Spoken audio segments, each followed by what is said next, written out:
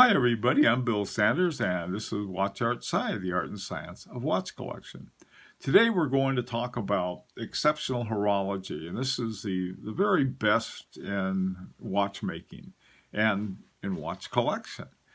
The first thing we're going to look at is the watch of the week, and this watch of the week also happens to be part of exceptional horology. And this example to me is exceptional in more ways than one. First of all, it's a gold version of Beauvais 1930. It was called 1930 because 1930 was the time that there was a transition between pocket watches and wristwatches. And what they had, one of the styles they had, the old pocket watches had this bow and crown, and then they had a chain from the bow. What Beauvais has added bands to it and made a watch that looked something like the early wristwatches. And it's such an elegant, beautiful watch. You can see the parts of the movement from the front as well as the back. You can see the whole movement. Great big case, and the case and the movement fit one another. My favorite part, though, is the way the guilloche on the front of this version, the gold version and the stainless steel version, the one I have, are a little different. And the guilloche on the gold version just is spectacular. On the stainless steel, I like it too. It gives these little bows. On this, it gives a fireworks. Really fantastic watch, and I want to thank Richard for letting us use it for the watch of the week. Okay. What I want to start with is when we talk about watches that are the very tip-top, we're talking about something largely handmade. And the sort of the epitome of handmade is when they start with a piece of metal and turn it into a watch. This is the beginning of a case made that Roger Smith makes his own cases, starting with a bar of gold and then pounds and does different things to them. There's a wonderful 7-part YouTube series on Roger Smith making a watch.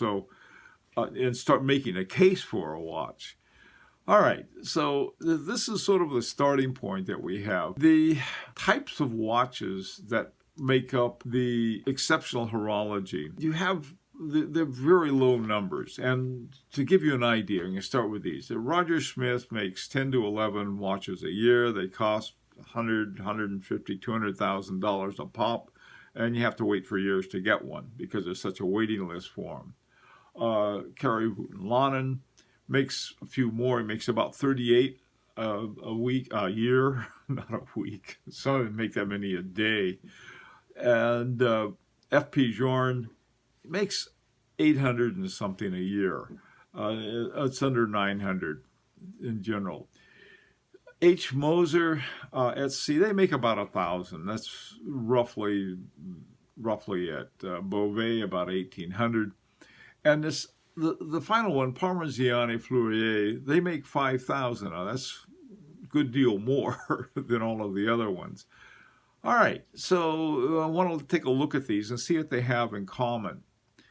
All right, one of the first things is that they have very high quality raw materials, whether it's steel, titanium, you name it, or gold. In this case, some gold rods from that Beauvais used to start in their watchmaking. This is what Richard Watts started off as, some pure gold rod. All right, now the types of watchmaking efforts that they have, I divided it into three different groups. The first group is the rarest, and this is what I call central talents. And these are people who basically are master watchmakers who started their own watchmaking company, and they're going to do it exactly the way they want to. They have extremely high standards, and they want control over everything, and that's fine. And they make these incredible watches. Roger Smith lives on the Isle of Man off the coast of Great Britain, and he has, I don't know, 4 or 5 people that work in his little shop there, and they make about 10 or 11 watches a year. And they make very good watches, but not a lot of them. The emphasis is on quality. Kari Voutilanen, he has this wonderful old chateau in Motiers, which is just outside of Fleurier, Switzerland, and again, he makes 38 a year and is involved in it, very much involved in the whole watchmaking process. And finally, F.P. Jorn, he set up shop right in the middle of Geneva. He doesn't put Swiss made on it, which is, there's so many fights over that. It's really funny. So he just says Geneva made on his. And like I said, they make it under 900. Now, he has really, it's sort of in 2 parts. One is the F.P. Jorn downtown. That's right in the Geneva shop. That's where he makes his watches. But he also has the cases made by this outfit called Les Bottiers de Genève, and they are the case makers. And I think he owns part or most of those case makers. They make cases for others. I think that Harry Winston, at least mine, that was the source of their cases. Okay, now if something happened to any one of these watchmakers, that'd be the end of the company. So it's very important. I mean, it's like getting a watch in the same way that you got a piece of art from Picasso or Salvador Dali or any of the great artists. These guys are artists, and their watches, getting any one of their watches is sort of a very high goal. And I think for a crazy watchmaker, it's a very worthy one. But the problem is they're very, very expensive, and there aren't a lot of them. All right, now the next level is what I call revived talents. Now, H. Moser at sea is named after Heinrich Moser. He's from Schaffhausen, Switzerland. And there's no connection between his family or his talents or anything else, except for the name and the location and the dedication to extremely good watchmaking. And it's made up of two different parts. One is called H. Moser at Sea Watch Manufacturer. 43 watchmakers, engineer, and staff work there. And then there's precision engineering. And they're the research and development of movements. And so that is different. Now, one of the things that's extremely important is that they make their own hairsprings. And hairsprings, for the most part, most watchmakers, even high horology watchmakers, get them from Navirox, which is a Swatch-owned company. And the reason they get them from Navirox is that they have a magnetic resistant material that holds its form, and it's great for making hairsprings. However, they thought that they could improve on it. H. Moser has this thing called the PE 5000. They made their own alloy out of niobium and titanium to create this magnetic resistant hairspring that was better than the silicon-based ones that are gaining in popularity, because they can be adjusted. Whereas the silicon is going to keep its shape no matter what. You can make tiny adjustments on it, very tiny. And so not only do they make their own hairspring, they make a very good one.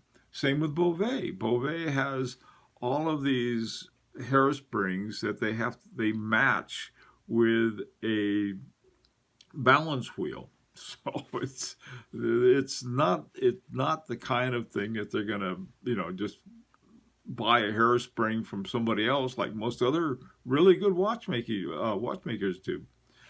All right, so that's one thing. The name of Edward Beauvais and the name of Heinrich Moser were taken, but they're well respected, and I think that's very important. Pascal Raffa, Had money from the pharmaceutical company. He retired when he was 36 and had all this money and was looking for something to spend it on.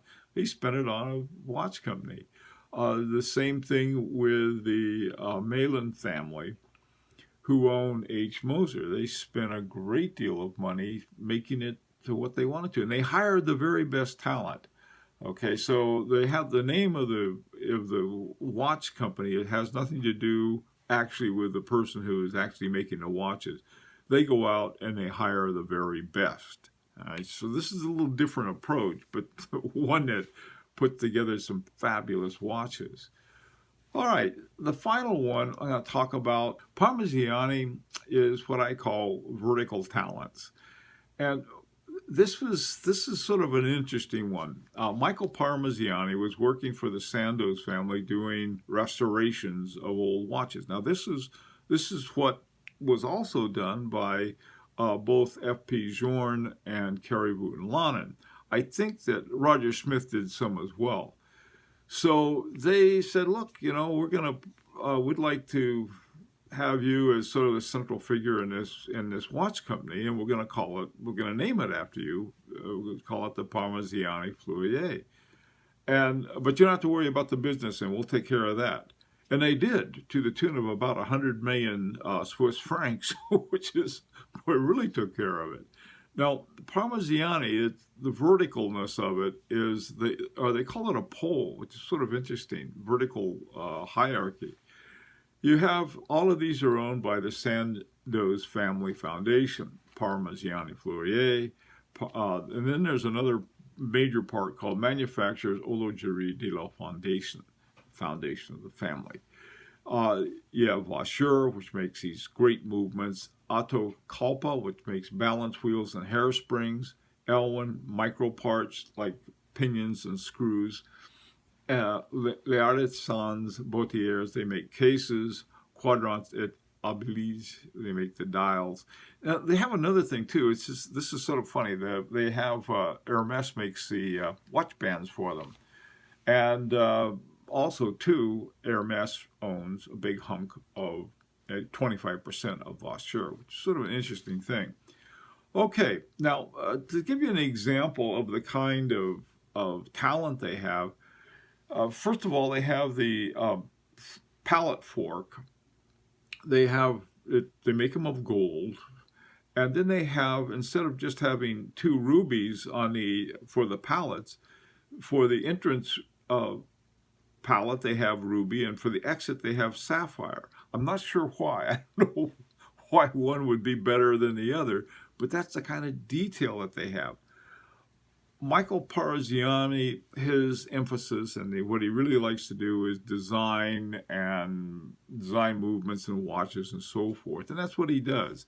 And so the business part is taken care of these others. Now, one of the things, they also make their own hairsprings. And what they did, they hired, they got this guy out of retirement who had been making the Navarox. He'd worked at Navarox. He'd also worked at Rolex. And so they got this incredible talent, and he helped them make their own hairsprings. So they also have their own hairsprings. So it's a kind of, and they're able to put together these really incredible watches. Now, 5,000 watches a year is nothing compared to what, like Patek Philippe, I think, has around 50,000, Vacheron Constantin around 30,000.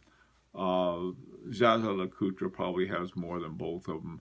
Rolex makes about 1 million a year. So you have, 5,000, where it sounds a lot compared to Roger Smith 10, isn't very many. So that's another characteristic. You're going to find there aren't a lot of these watches around that are available. The part is that people that don't know anything about watches or watchmaking other than by ads or reputation, they're not interested in a lot of these watches. And so for us, people who are really collectors, we find these great bargains. Parmigiani, I keep talking about what a great bargain that is.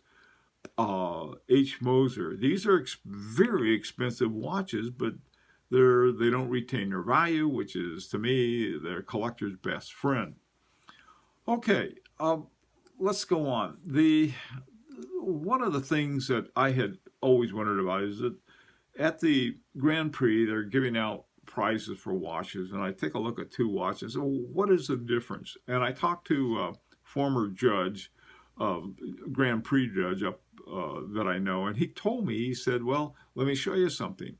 And he took my FP Journe and pointed something out, and then he took my Vacheron Constantin America in 1921, one of my favorite watches, and he also pointed something out. And what he pointed out, he said, "Look, you see where that thing comes at a point?" And I looked at it, and it had been beveled. The point had been beveled. And then I looked at my other one, and the point hadn't been beveled, because you can't do that with a machine. This takes somebody going in there and knows where the points are and works on them. Now you can see it in this Beauvais. The little part that's circled with an arrow next to it, and the other parts of it. That is what really makes the difference between high horology and high horology. Do a lot of finishing on the movement, but there's another level, and this is what they have in exceptional horology. Now you may say, "Well, that doesn't make the watch run any better." Well, maybe so, maybe not. When you're giving that kind of attention to the finishing, the rest of the watch probably has really excellent finishing as well. Now, I also put in there in the lower right corner, this is my Salida movement, and you can tell that the thing looks like it was, made out of battleship metal, and very little finishing, if at all, and it's sort of crusty looking around the sides. Now, this is from a brand new movement. The only thing about it was that I took it apart, part of my watchmaking class. But just to give you the difference and compare it to the movement on this Beauvais. By the way, too, this is from Richard's Beauvais. This is a gorgeous watch in so many different ways. Okay, now you might be thinking, well, gee whiz, these things are crazy expensive, and they are. Mechanical watches are crazy expensive, and it's a crazy hobby. I mean, let's face it, we could go down and buy a $20 quartz. It's going to keep better time than a Roger Smith that we waited 5 years to get and paid $250,000 for. That's the nature of the beast. But on the other hand, it's sort of like going down to a print shop and buying a printed poster versus going to and buying a Picasso or a Goya or some other original artist. And the appreciation of that kind of fineness to it, I think, is what we can see in exceptional horology. Anyway, I'd like to hear your opinion, because that's the most fun for me, and what you think. And also, too, this is an invitation to subscribe if you'd like, and hope to see you on Sunday. We got something special I think you're going to like. This is Bill Sanders for Watch Art Side, the Art and Science of Watch Collection.